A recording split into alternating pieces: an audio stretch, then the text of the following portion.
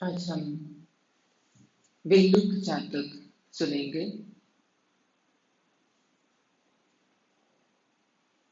बेलुक जातक एक सांप के ऊपर की कहानी है।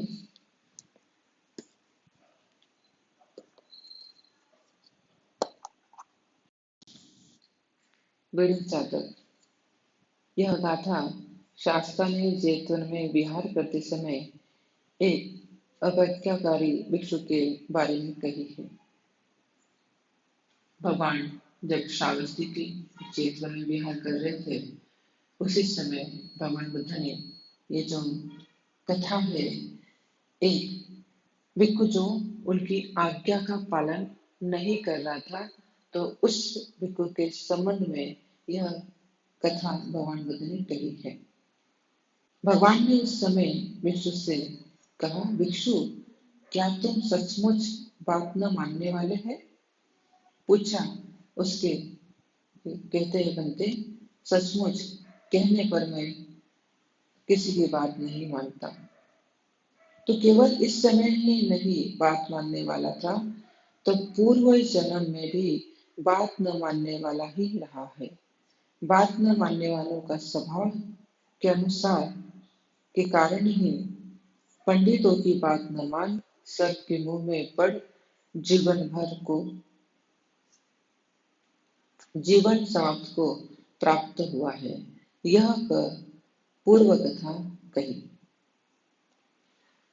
जैतवन में श्रावस्ती के अनेक भिक्षुओं के संग भगवान रहते थे। उस समय एक ऐसा भिक्षु था कि जो भगवान बुद्ध की बात नहीं सुनता था। तो उस समय फिर भगवान से कहा कि सचमुच तुम औरों की बात नहीं सुनते हो और ना ही तुम मेरी बात सुनते हो। तो वो शांत बैठता है। तो भगवान सब भिक्षु को कहते हैं कि ये अभी ऐसा नहीं, इसके पहले भी इसने मेरी बात नहीं सुनी। तो सारे फिर भिक्षु कहते हैं कि भगवान, क्या कृपया करके आप हमें वह बताएंगे कि जिस समय इसने आपकी बात नहीं कही, तो उस बारे में भगवान अतीत कथा कहते हैं। पूर्व समय वाराणसी के राजा ब्रह्मदत्त के राज्य करते समय बोधिसत्व काशी राष्ट्र में एक महा संपत्तिशाली कुल में उत्पन्न हुए। सज्ञान होने पर काम भोगों में हानिया और नैष्क्रम्य में लाभ हेतु काम भोगों को त्याग हिमवंत प्रदेश में प्रविष्टि हो ऋषि प्रवचन के अनुसार प्रवचन ग्रहण कर योगाभ्यास कर 5 अभिज्ञा का तथा 8 समाधि का ध्यान प्राप्त कर ध्यान सुख में विहार कर रहे थे। तो फिर बोधिसत्व पूर्व कथा कहते हैं। पूर्व कथा कैसे कि जब भगवान उनकी पारमिताएं पूरा कर रहे थे, उस समय बोधिसत्व के रूप में जब वह वाराणसी के राजा ब्रह्मदत्त के समय काल में उत्पन्न हुए, तो उस समय वह बहुत उच्च कुल में उत्पन्न हुए, बहुत समृद्धिशाली संपन्न संपत्तिशाली घर में उत्पन्न हुए। तो उस समय क्या हुआ, उन्होंने देखा कि जो इच्छा है वो इच्छाएं पूरी नहीं हो रही है। कितनी भी संपत्ति है, फिर भी संपत्ति की इच्छा हमें लालसा देती है कि और संपत्ति चाहिए। तो देखते हैं कि कोई भी इंसान मर रहा है लेकिन संपत्ति लेके नहीं जा रहा है, संपत्ति वो यही छोड़ के जा रहा है।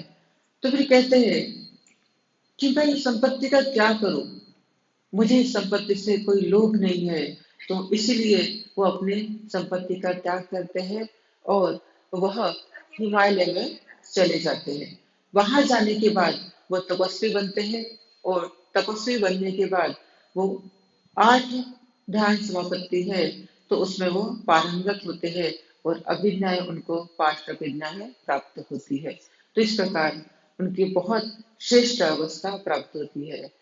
तो इसी प्रकार वह वहां रहते समय उनके पास जो जो भी आता इस तप पे तपने के लिए, तो उनको भी वह इस प्रकार ध्यान साधना सिखाते थे।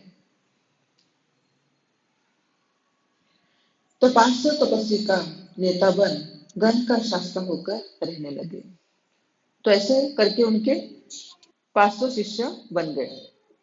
एक दिन एक विशाली सांप का बच्चा स्वभाववश घूमता घूमता उस तपस्वी के आश्रम के समीप पहुंच गया। तपस्वी ने उस सांप के बच्चे को पुत्र स्नेह में उत्पन्न होने के कारण उसे एक बांस की जो बांस होता है बांस में रख दिया, पालने लगा। उसकी पोरी में सोने के कारण उसका नाम बेडूक हो गया। अब बोधिसत्व जो ऋषि थे, तपस्वी थे, तो उनका एक शिष्य अन्य तपस्वी, तो उस समय ध्यान करते करते समय पूरा तो अरण्य था, वन था और अनेक प्रकार के सांपों वहां टहलते थे। तो एक सांप का बच्चा टहलते टहलते उस आश्रम में आ गया। आने के बाद जो शिष्य को देखता है कि अरे ये तो छोटा सांप का बच्चा है, लेकिन ये तो विशाल है, उसे तो पता था ये विषधारी है। फिर भी वो उसे उठाता है, छोटा सा एक बांस होता है और बांस के पाइप में उसे रखता है कि ताकि इसे मैं पालूंगा और इसे मैं खाना दूंगा। उसको उसकी दया आती है और जिस प्रकार अपना बेटा होता है उसी प्रकार वह उस सांप के बच्चे को पालता है। तो उसे बेडूक कहा जाता है। बेडूक यानी बांस में रहने वाला जो सांप होता है उसे बेडूक कहा जाता है। और जो तपस्वी उसे पालता है उसका नाम बेडूक पिता रखा जाता है, क्योंकि वो उसको स्नेह से पालता है इसलिए। तब बोधिसत्व ने यह सुना कि एक तपस्वी विषैले सर्प को पालता है। उसे बुलाकर कहा, क्या तू सचमुच विषैले सांप को पाल रहा है? उससे उसने कहा, हाँ सचमुच। तो विषैले सर्प के विश्वास में न आ, क्योंकि वह कभी भी तुझे धोखा दे सकता है, उसे मत पाल। तपस्वी ने कहा, आचार्य वह मेरा पुत्र है, मैं उसके बिना नहीं रह सकता। अच्छा तो इसी के कारण तेरे प्राणों का नाश होगा। तपस्वी ने बोधिसत्व की बात न मानी, विशाले सर्प को भी न छोड़ सका। फिर बोधिसत्व को पता चलता है, अन्य शिष्य बताते हैं कि इसने एक सांप को पाला है। बोधिसत्व से बुलाते हैं और कहते हैं कि क्या तूने सांप को पाला है? तो कहते हैं हाँ पाला है। तो सांप के ऊपर विश्वास मत करो, वो तो जहरीला है, वो कभी भी तुम्हें काट सकता है।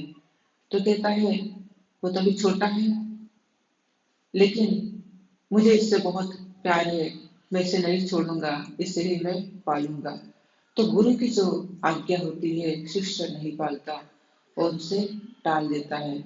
तो बोधिसत्व कहते हैं कि ठीक है तू इसे पाल रहा है, लेकिन याद रख कि यह तुझे हानि पहुंचाने वाला है। जिसे तू पाल रहा है वह तेरा प्राण भी ले सकता है। उसके अल्पकाल पश्चात सभी तपस्वी फल फूल हेतु गए तथा उस स्थान पर फल मूल और सुलभता देख 2-3 दिन वही रह गए। बेड़क पिता भी उन्हीं के साथ जाते समय विशाली सांप को बांस की कोरी में सुलाकर ढक कर गया। 2-3 दिन पश्चात तपस्वियों के साथ लौटकर उसने बेड़ुक को खाद्य वस्तु दूंगा ऐसा सोच बांस की कोरी को उघाड़ दिया। आ पुत्र, क्या तू भूखा है? हाथ पसारा। फिर कुछ समय बाद ये सारे सन्यासी फल फूल के हेतु वह जंगल में चले गए और वहीं वो 3 दिन रुके जहां वो फल फूल लाने गए थे। और 3 दिन तो इसने अपने जो बेडूक जो सांप का बच्चा था वह सांप बांस के पाइप में रखा और उसे ढक दिया, ढक्कन लगा दिया ताकि वो बाहर ना निकले।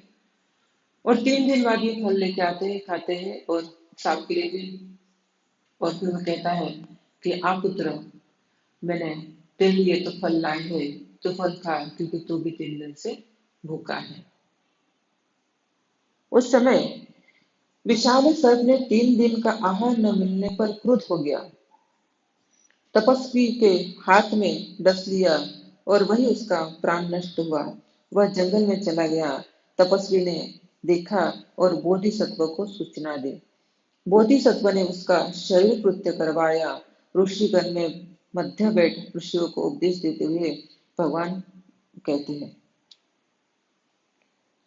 फिर क्या हुआ कि अभी 3 दिन से तो भूखा था सांप का बच्चा।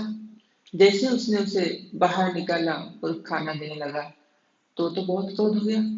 तो बोला 3 दिन इसने मुझे इस पाइप में बंद करके रखा है, तो और अभी मुझे खाना दे रहा है, तो उसे बहुत गुस्सा आता है और उसके हाथ को वो काट लेता है और विषाक्त होने के कारण तुरंत मर जाता है और जंगल में भाग जाता है। दूसरे तपस्वी बोधिसत्व को सूचना देते हैं, जो प्रमुख तपस्वी होते हैं उन्हें, और कहते हैं कि वेड़ुक पिता अभी नहीं रहे, वेड़ुक ने उसे काट लिया और जंगल में भाग गए। तो इस प्रकार भगवान सब ऋषियों को, सब तपस्वियों को इकट्ठा करते हैं और उन्हें कहते हैं,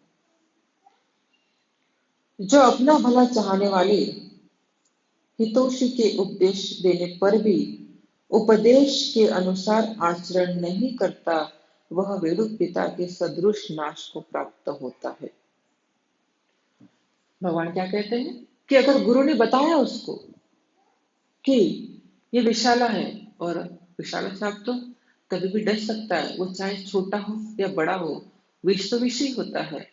तो इस प्रकार गुरु का जो एक्सपीरियंस है, एक्सपीरियंस उनको नहीं समझ में आया और उन्होंने अपने ही इच्छा से सांप को पाला और गुरु का कहना न मान के खुद का प्राण गंवाया।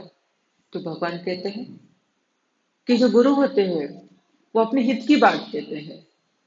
गुरु कभी किसी का बुरा नहीं चाहते, कि अपने शिष्य का अच्छा हो, यही उनका उद्देश्य होता है। तो इसलिए गुरु की बात माननी चाहिए। बुद्ध ने कहा कि भिक्षु, तो केवल इस समय न मानने वाला था, तो पूर्व जन्म में तू इस प्रकार आज्ञा नहीं माने और यही स्वभाववश तू विषैले सांप के मुंह में पड़ गया और विकृत भाव को प्राप्त हुआ। यह धर्मदेश न कह, संगठन द्वारा सामंजस्य कर जातक का तात्पर्य उपस्थित किया। उस समय का विडुक पिता, आपका यह भिक्षु जो बात नहीं मानने वाला यही है, और तपस्वी गण का अधि तो मैं ही था। तो भगवान कहते हैं कि ये जो विडुक पिता, जो आपका जो भिक्षु जो बात मानने वाला नहीं था, वो यही है। इसने पीछे भी बात नहीं मानी और अभी भी ये बात नहीं मान रहा है। और उस समय जो तपस्वी थे, जो प्रमुख थे, वो तो मैं ही था, आचार्य मैं ही था। तो इस प्रकार जातक का सामंजस्य भगवान प्रस्तुत करते हैं कि जो गुरु होते हैं बहुत अच्छी तरह मार्गदर्शन करते हैं। गुरु किसी की हानि नहीं होने देते। ये हम इस गाथा से बोध लेंगे। तो आज की जातक यही समाप्त करते हैं। बुद्ध धम्म संघ के प्रताप से सभी का कल्याण हो, सभी का मंगल हो, सभी को आयु